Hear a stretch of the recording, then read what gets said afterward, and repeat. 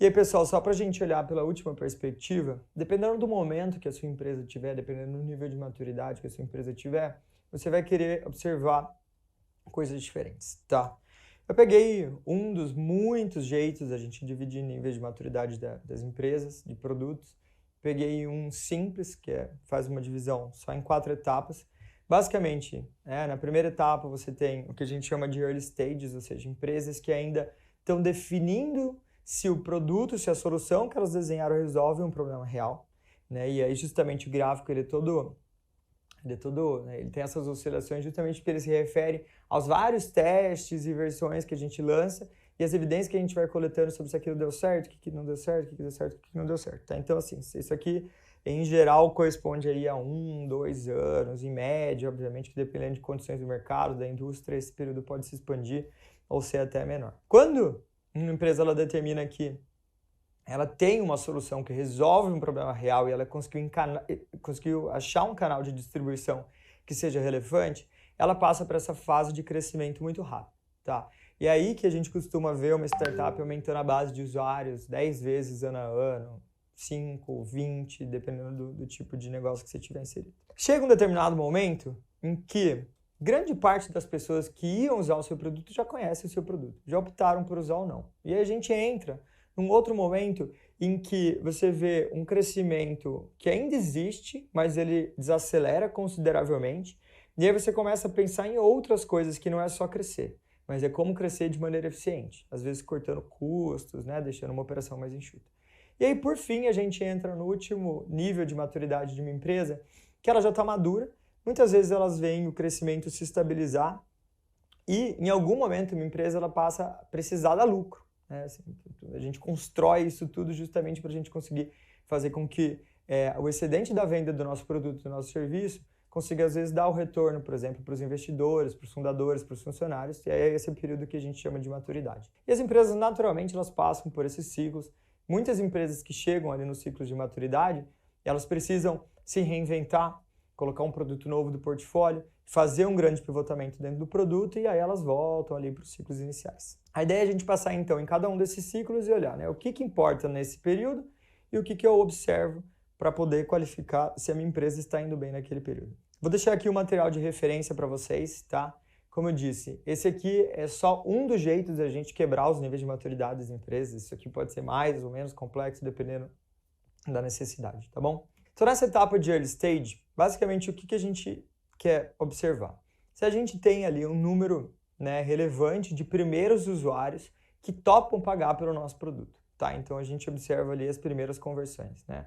Usuários que compram um produto específico, usuários que assinam o meu produto, usuários que se cadastram, né? Às vezes assinar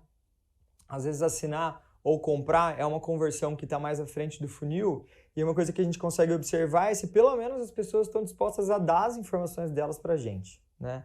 Eventualmente elas fazem um cadastro, usam parcialmente o produto, mas não conseguem converter. Mas só o fato delas estarem dispostas a dar informação é um indicativo de que elas pelo menos entenderam que a gente pode ajudar elas de alguma maneira, tá bom?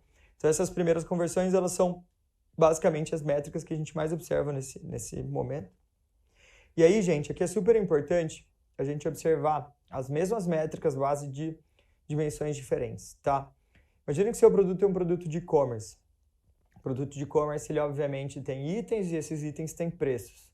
Se você pratica os mesmos preços no Brasil inteiro, a gente tem pessoas com condições socioeconômicas diferentes, dependendo da macro-região do Brasil, dependendo do estado. Uma percepção de barato em um estado pode ser uma percepção de caro em outro. Quando você olha a métrica agregada nas dimensões, isso acaba se perdendo. É muito importante você olhar essas métricas de conversão quebradas nas dimensões que fazem sentido. Em geral, geográficas, socioeconômicas, mas podem variar também por plataforma, podem variar, por exemplo, né, por idade dos seus usuários, por vários outros fatores. Então é importante entender quais dimensões fazem sentido para o seu negócio e quebrar as métricas da perspectiva dessas dimensões, tá? E nesse momento, todo e qualquer feedback ele é muito rico, tá? Então, assim, quando a gente fala de métrica, às vezes a gente olha muito para o quantitativo, mas é muito importante a todo momento você complementar o quantitativo com o qualitativo, tá? Provavelmente, né, se você faz um aplicativo, esse aplicativo está disponibilizado em alguma das App Stores, você tem um campo de comentário. olha esse campo de comentário para conseguir qualificar, né? Será que o meu aplicativo está tendo uma instabilidade que eu não consegui identificar? Provavelmente isso vai aparecer no campo de comentário.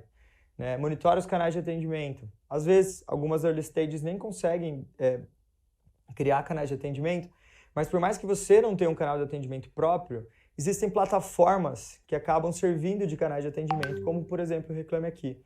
Reclame Aqui é uma fonte super rica, super valiosa de informação, e, em geral, uma informação que, quando a pessoa está com um sentimento muito negativo em relação ao produto, ela vai acessar o Reclame Aqui, mas é ali que você tem uma informação muito rica justamente para conseguir resolver rapidamente aquele problema e, às vezes, até interagir com a pessoa no sentido de diminuir a sensação negativa que ela tem, tá? Então, dica aqui é complemente o quantitativo com o qualitativo, e o qualitativo ele é muito importante quando a gente está nesse momento de descoberta, tá? De exploração. Quando a gente está nesse segundo momento, que é um segundo momento em que a gente quer crescer, a gente tem que, obviamente, olhar os nossos indicadores que falam de volume de usuário e de uso, né?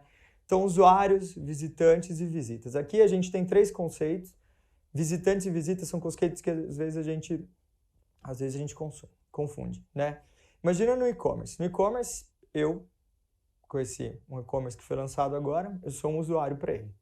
Durante uma semana, eu acesso esse e-commerce segunda, terça e sexta. Eu fiz 3 visitas e continuo sendo um visitante. Dentro de um período de um mês, eu posso acessar esse e-commerce diversas vezes. Dependendo do ciclo de decisão, esse ciclo de visitas ele vai ser mais curto ou mais longo, tá?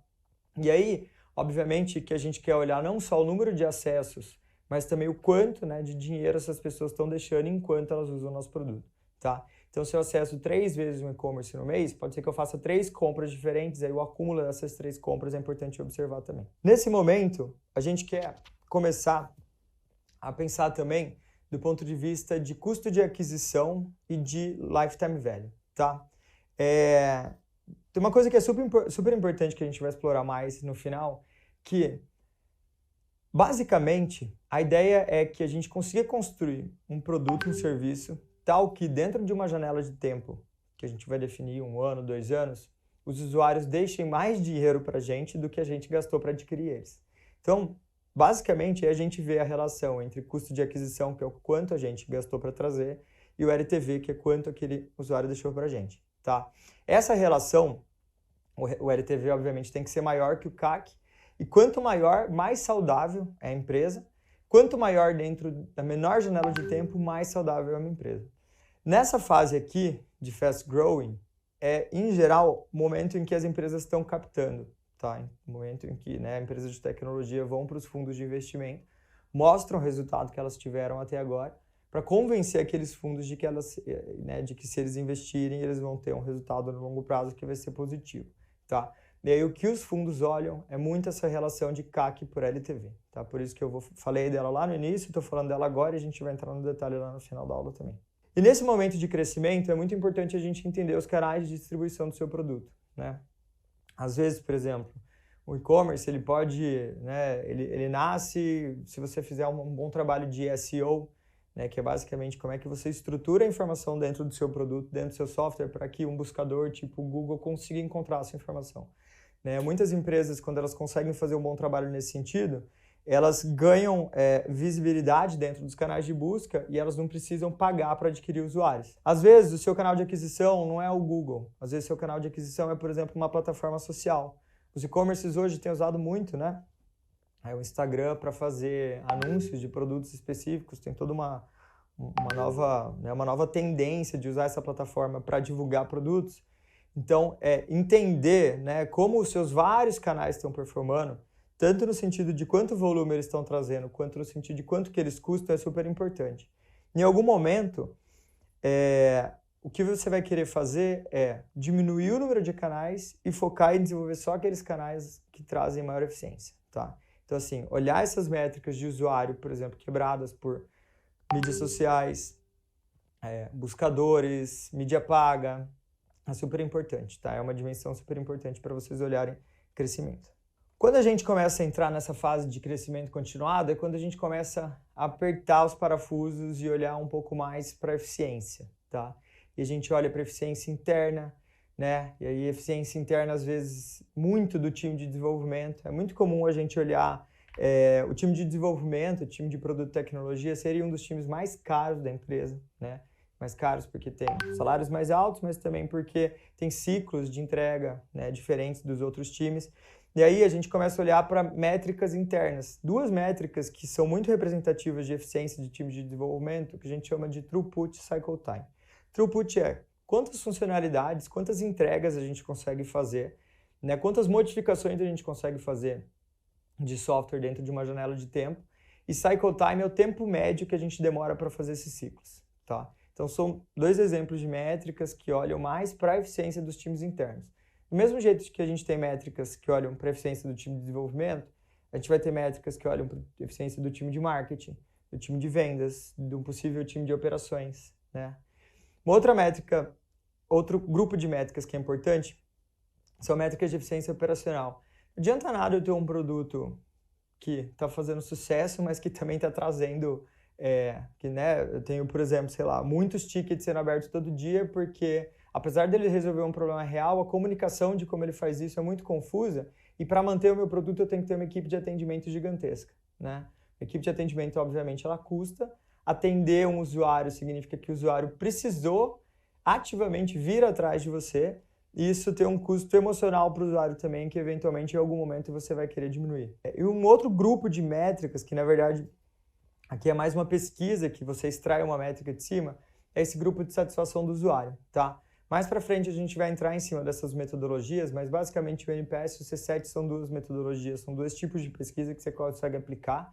E aqui é outra fonte muito rica de informação, tanto qualitativa quanto quantitativa, para você conseguir iterar e melhorar a eficiência do seu produto.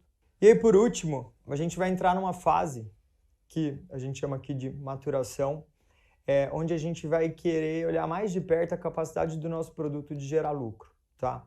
E aqui você tem várias métricas que provavelmente já vão ser observadas em estágios anteriores, mas que aqui vão ganhar às vezes até mais relevância, às vezes vão até virar metas para alguns times de produto. Tem uma métrica que a gente chama de EBITDA, que é basicamente um jeito da gente conseguir tirar algumas questões que são específicas de região para que a gente consiga comparar a capacidade das empresas de gerar receita, tá? De gerar excedente de receita, na verdade. Então, isso aqui é uma sigla que se refere basicamente aos lucros antes de juros, impostos, depreciação e amortização.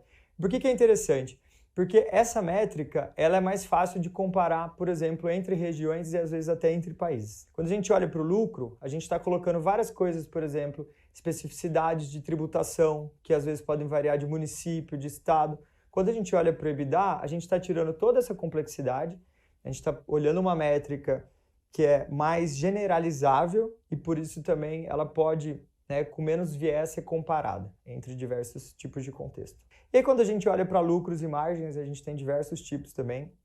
Aqui é super importante vocês entenderem, né? São conceitos que às vezes quem domina mais e quem olha mais é o time financeiro, né? Às vezes o CEO, mas que o time de produto precisa, né? Quanto mais sênior uma pessoa for, é mais importante ela conseguir entender o que está acontecendo com essas métricas para entender também como é que o produto consegue influenciar elas.